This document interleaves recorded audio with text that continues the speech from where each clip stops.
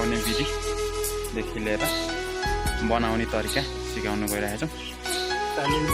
ट्याक्क अब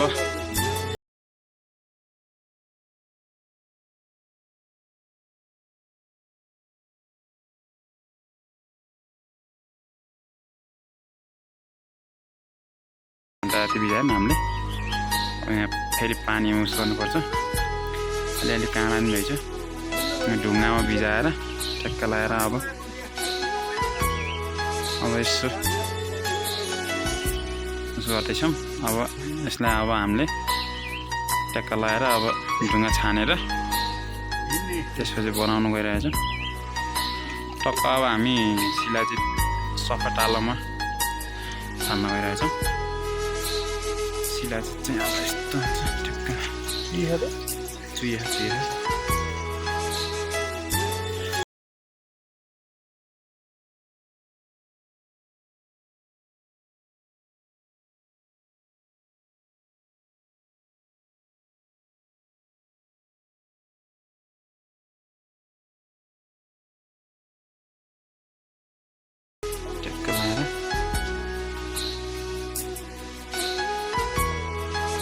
यसलाई एकचोटि छानेपछि पकाउनु पर्छ।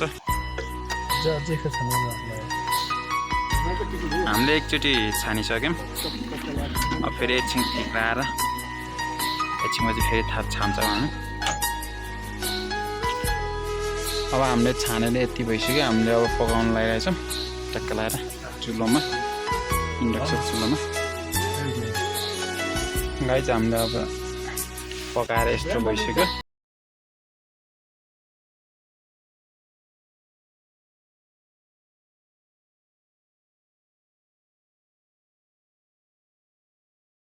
यतिको भइसक्यो।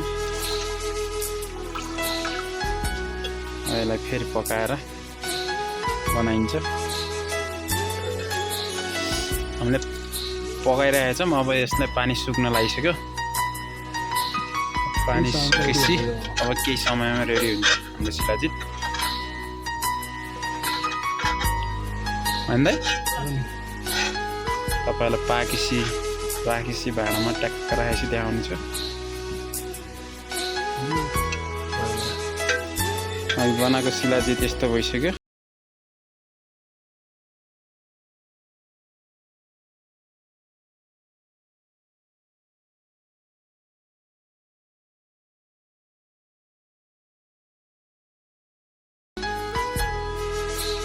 शिलाजित यसरी झर्छ, यस्तो हुन्छ गाइस।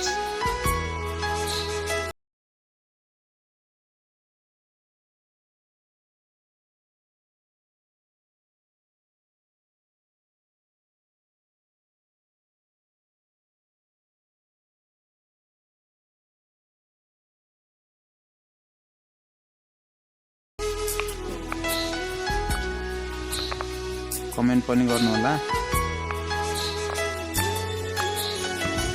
शिलाजित